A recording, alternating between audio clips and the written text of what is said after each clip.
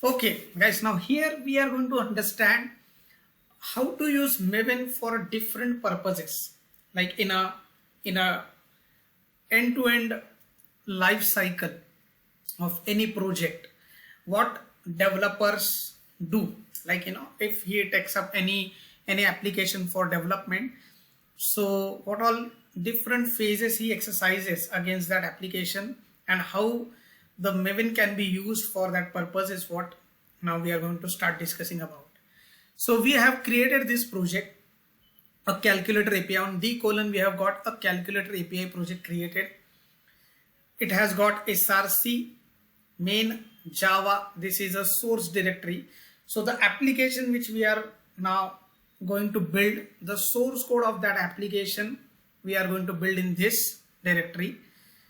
And the unit test cases, as a developer, when I'll add few functions in the implementation before I release it for the next phase of testing, or let's say before I release it to the customer. For example, if we don't have any other testing to be done, then we will send it for the to the customer.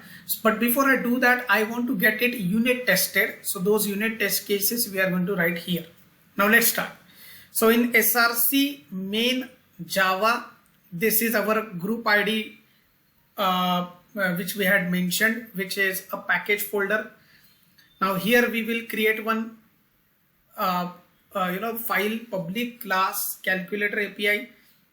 Here I have added one method public int addition, int num1 comma num2. So this is supposed to receive the two numbers from the caller and it should return the addition, right? So this is the functionality of this particular method here which I have implemented. Now I want to test whether this addition works fine or not after I send it the required number of arguments. So whether it really is giving me the correct correct return or not after adding those two. So how would I check it as a developer? For that I will write a unit test cases. So let's see how to write them. So in src test Java, in this folder I will create one file. This is the file which has come from the template, which we don't need to use. We can create our own file as well. So let's say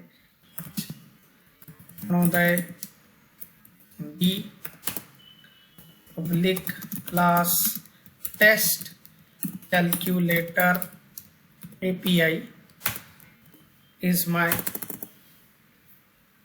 test class, right?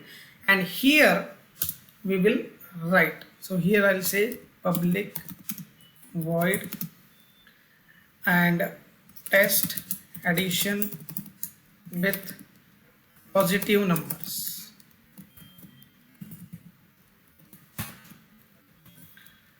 Right, so here we will have a test case where the addition function will be tested against the positive numbers, right? Here we will have one more test case where we will test addition function with zero number, right? So like that you will define the test cases, one positive, one negative. The other test case, say third, would be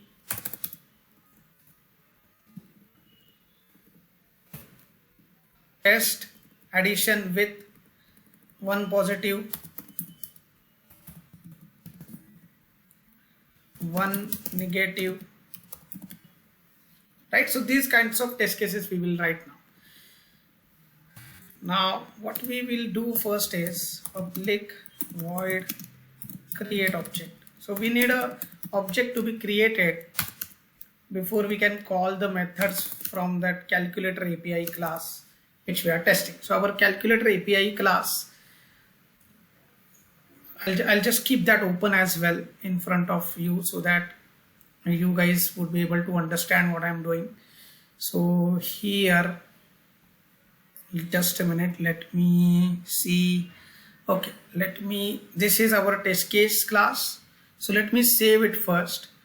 So I'll say Control C and I'll save this in src test Java. So our test case class should be saved in this src test Java, right? And the source code file should be in src main Java. This is the organization. Okay, this is how the project gets organized, right? Okay, now let me open our src. In this calculator API, I have got src main Java, another D, this calculator API. This is what we are talking about. This we want to test. But before I call this method and send in the different arguments to it for checking it, I need the object of this class, isn't it? Without creating an object, we cannot call the methods as we know it, right? Now what we need is, in this particular class, test class, we will first create an object of our calculator API. This is the reference variable I am creating, and I am just assigning a object to it, new calculator API. Okay, calc equal to new calculator API, right? And here we will say calc dot addition. And what is our test case? So test case says that we want to test it with two positive numbers. So we will send two positive numbers. We will receive the result back.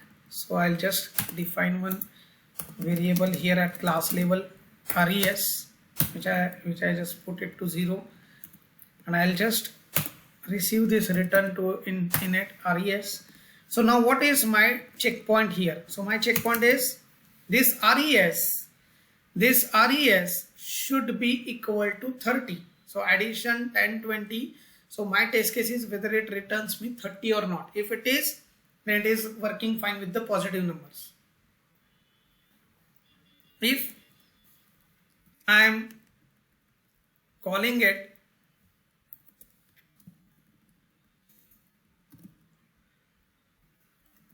res 0 and 0, then what is my expectation here? My checkpoint would be res should be 0. So if it is, then I'll say my addition function is working with 0 numbers as well.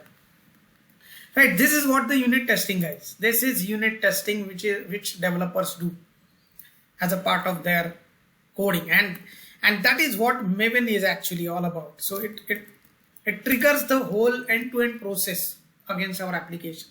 And here I'll say 10 minus 5, and what I will check here whether the return is minus 5 or not. So that checkpoint I'll have here. If res is minus 5, then it is working fine with one negative number as well.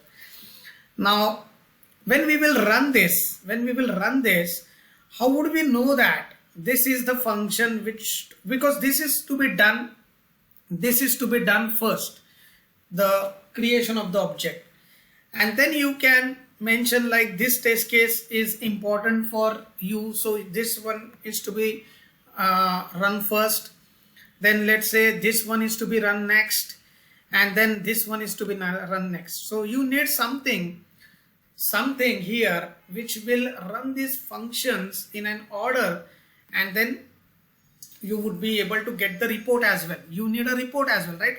How many test cases passed, how many got failed, and all that, right? So that is where the unit testing tools comes into picture. So first I'll say here public void, I'll say tear down. So tear down means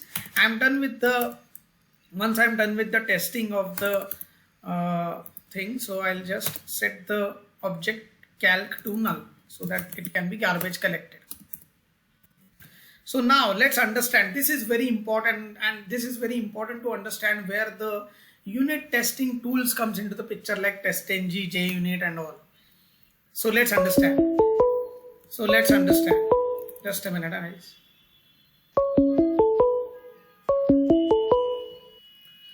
So here I have this calculator API, and in this calculator API I have got the in this test calculator API I have got this function which is creating an object of my class under test. So this is to be executed first. Then here test void, this I want to execute next, the test case. This I want to execute after that. Then this I want to execute after that, and this I want to execute at the end. Once I am done with the testing, I want to just set the object of my calculator API to null, right? So this flow, who will manage this particular flow for us, and who will provide us the report of this, which got passed, which got failed. So this is where the unit testing tools comes into the picture, right? So we will be talking about them now.